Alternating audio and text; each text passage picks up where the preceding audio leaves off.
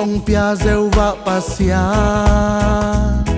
Ding na to hong tuam zeu va si ke nu Hong pi ton tung zeu va shama Lung nom na Jehovah Shalom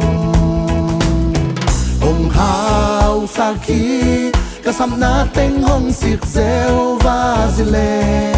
Hong dam sak pasian Jehovah la pa Amma min ading Tuma lampi a hong kha Jehovah la a Gwal zo na hong pia katopa Jehovah ni si Tô pan hi te hong chi le pa hi te Tô pan nei te hong chi le nei hi te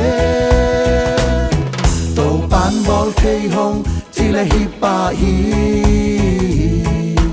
Vang lên na khem peo hong pe zo Hong hao sa khi Kasam na teng hong sik Jehovah zile Hong dam sak pasian Jehovah la pa Amma min adi Tuma lampi a hong kha Jehovah la a Gwal zo na hong pia katopa Jehovah ni si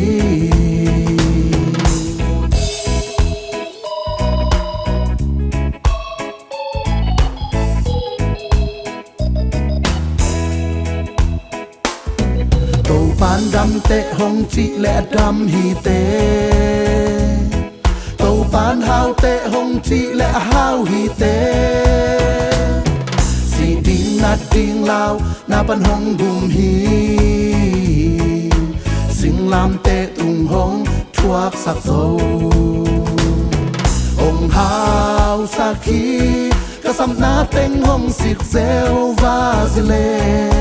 Hong dam sak pasian Jehovah la pa Amma mit adi Tuma lampi a hong kha Jehovah la a Gwal zo na hong pia katopa Jehovah ni si Hong hao sa khi Kasam na teng hong sik Jehovah zile Hong dam sak pasian Jehovah la pa Amma min adi Tuma lampi a hong kha Jehovah la a Gwal zo na hong pia katopa Jehovah ni si